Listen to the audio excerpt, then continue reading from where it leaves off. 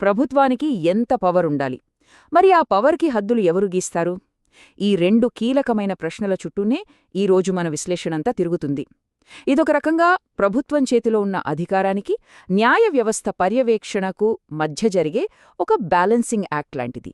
దీని గురించి మరిన్ని వివరాలు ఇప్పుడు చూద్దాం. మనమిప్పుడు మాట్లాడుకోబోయే టాపిక్కి అంతా ఇదే మూలం. చూడండి, ప్రభుత్వానికి పనులు చెయ్యాలంటే పవర్ ఖచ్చితంగా కావాలి. కాని ఆ పవర్కి అడ్డు అదుపు లేకపోతే ఎలా? ఈ ప్రాథమిక సమస్యను పరిష్కరించడానికే మనకు న్యాయ సమీక్ష, చట్టాలను అర్థం చేసుకునే పద్ధతులు లాంటివి ఉన్నాయి. రండి, దీని లోతుల్లోకి వెళ్దాం. సరే, ఈరోజు మనం ఏమేం చూడబోతున్నామంటే, ముందుగా అసలు ప్రభుత్వానికి విచక్షణ అనే అధికారం ఎందుకు అవసరమో చూద్దాం. ఆ తర్వాత కోర్టులు వాటిని ఎలా గమనిస్తుంటాయో, కొన్నిసార్లు ఎందుకు వెనక్కి తగ్గుతాయో తెలుసుకుందాం. ఇక ఆపైన చట్టాలను ఒకదానితో ఒకటి ఎలా సమన్వయం చేస్తారో, చివరిగా న్యాయం జరిగేలా ఎలా వ్యాఖ్యానిస్తారో చర్చిద్దాం. ఈ ఆర్డర్ మనకు టాపిక్ని స్పష్టంగా అర్థం చేసుకోవడానికి చాలా హెల్ప్ అవుతుంది. రైట్. మరి మన బ్యాలెన్సింగ్ యాక్ట్లో మొదటి భాగానికి వచ్చేద్దాం. అసలు అధికారులకు నిర్ణయాలు తీసుకునే స్వేచ్ఛ అంటే ఈ విచక్షణాధికారం ఎందుకు ఇవ్వాలి? దాని అవసరమేంటి? ముందుగా ఈ పరిపాలనా విచక్షణాధికారం అంటే ఏంటో సింపుల్గా అర్థం చేసుకుందాం. అంటే ఒక అధికారి తన డ్యూటీ చేస్తున్నప్పుడు చట్టం ప్రకారం తన ముందున్న కొన్ని ఆప్షన్స్లో ఏది బెస్ట్ అని నిర్ణయం తీసుకునే పవర్ అన్నమాట. ఇది మన బ్యాలెన్స్ స్కేల్లో ఒకవైపు బరువులాంటిది. చూడండి, నిజ జీవితంలో సమస్యలు ఎప్పుడూ స్ట్రెయిట్గా ఉండవు కదా. రకరకాల పరిస్థితులు ఎదురవుతాయి. ప్రతి చిన్న విషయానికి చట్టంలో రూల్ రాయడం అసాధ్యం. అందుకే అధికారులకు ఆయా సమయానికి తగ్గట్టు నిర్ణయం తీసుకునే స్వేచ్ఛ ఇవ్వాలి. ఇది వ్యవస్థలో లోపం కాదు, ఆధునిక పాలనకు ఇదొక అత్యవసరమైన టూల్. సరే, ఇప్పుడు స్కేల్లో రెండో వైపు చూద్దాం. అధికారులకు ఇంత పవర్ ఇచ్చాం కదా, మరి ఆ పవర్ను వాళ్ళు సరిగ్గా వాడుతున్నారా లేదా అని పర్యవేక్షించడంలో కోర్టుల పాత్ర ఏంటి? ఇది చాలా చాలా ముఖ్యమైన పాయింట్. గుర్తుపెట్టుకోండి, కోర్టుల పని ఒక రెఫరీ లాంటిది.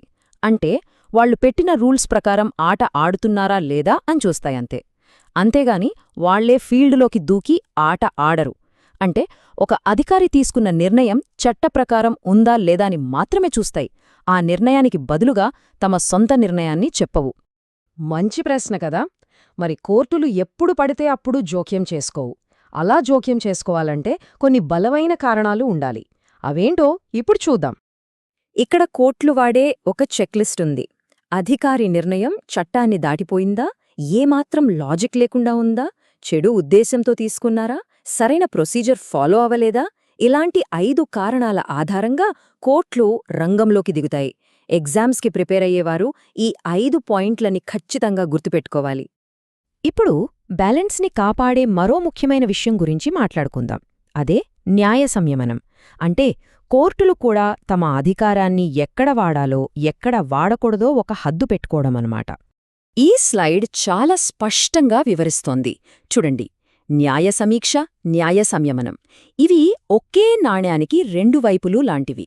ఒకటేమో పవర్ని చెక్ చేస్తే, ఇంకోటి ఆ చెక్ చేసే పవర్కి కూడా హద్దులు పెడుతుంది అన్నమాట. ఈ 2 కలిస్తేనే రాజ్యాంగ సమతుల్యత అనేది సరిగ్గా ఉంటుంది. సరే, ఇప్పటిదాకా మనం ప్రభుత్వ చర్యలను సమీక్షించడం గురించి మాట్లాడాం. ఇప్పుడు అసలు ఆ చర్యలకు ఆధారమైన చట్టాలని ఎలా అర్థం చేసుకోవాలో, ఎలా వ్యాఖ్యానించాలో చూద్దాం. ఇది ఒక రకంగా న్యాయపరమైన చిక్కుముడులను విప్పే ఒక టూల్ కిట్ లాంటిది. చట్టాలు కన్ఫ్యూజన్ లేకుండా, ఒకదానితో ఒకటి గొడవ పడకుండా పనిచేయాలి కదా. దానికోసం కోర్టులు ఈ 5 సూత్రాలను ఒక గైడ్లా వాడుకుంటాయన్నమాట. అన్ని రూల్స్ని కలిగి చదవడం, ఒక జనరల్ రూల్ కన్నా ఒక స్పెషల్ రూల్కి ఎక్కువ ఇంపార్టెన్స్ ఇవ్వడం, ఇలాంటివి. ఈ సూత్రాల వల్లే చట్టానికి ఒక క్లారిటీ వస్తుంది. ఇది చాలా సింపుల్ అండి. ఒక జనరల్ రూల్ ఉంటుంది, ఒక స్పెషల్ రూల్ ఉంటుంది. ఎప్పుడూ స్పెషల్ రూల్కే పవర్ ఎక్కువ. ఉదాహరణకు, హైవే మీద స్పీడ్ లిమిట్ 100 అనుకుందాం. అది జనరల్ రూల్. కానీ స్కూల్ దగ్గర మాత్రం స్పీడ్ లిమిట్ 30. ఇది స్పెషల్ రూల్. అక్కడ స్కూల్ దగ్గర ఆ స్పెషల్ రూల్ మాత్రమే వర్తిస్తుంది. ఇది ఆచరణలో చాలా ముఖ్యమైన సూత్రం. ఇక చివరిగా అసలు ఈ చట్టాలని అర్థం చేసుకోవడంలో, వ్యాఖ్యానించడంలో అంతిమ లక్ష్యమేంటి? న్యాయమైన, సహేతుకమైన ఒక పరిష్కారాన్ని కనుక్కోవడమే. ఈ కొటేషన్ చూడండి, ఇది మొత్తం సారాంశాన్ని చెప్తుంది. చట్టం యొక్క ఉద్దేశ్యం న్యాయాన్ని గెలిపించడమే కాని ఓడించడం కాదు అని కోర్టులు ఎప్పుడూ నమ్ముతాయి. న్యాయ వ్యాఖ్యానం వెనుక ఉన్న ఫిలాసఫీ ఇదే. అంటే ఒక చట్టం 2 అర్థాలను ఇస్తుంటే అందులో ఒకటి ఇబ్బంది పెట్టేలా, అన్యాయంగా ఉంటే, రెండోది న్యాయంగా ఉంటే కోర్టులు ఎప్పుడూ ఆ రెండో దారినే ఎంచుకుంటాయి. ఎందుకంటే చట్టసభ ఉద్దేశం ఎప్పుడూ ప్రజలకు మంచి చేయటమే తప్ప కీడు చేయడం కాదనేది ప్రాథమిక నమ్మకం. ఈ విశ్లేషణను ఈ ఆలోచింపజేసే ప్రశ్నతో ముగిద్దాం. ప్రభుత్వ పాలన, న్యాయ వ్యవస్థ మధ్య జరిగే ఈ సమతుల్యతా పోరాటంలో ఒకవేళ చట్టం సైలెంట్గా ఉన్నా లేదా అస్పష్టంగా ఉన్నా ఆ ఖాళీని ఎవరి వివేచనతో నింపాలి, ఎవరి న్యాయం నిలవాలి?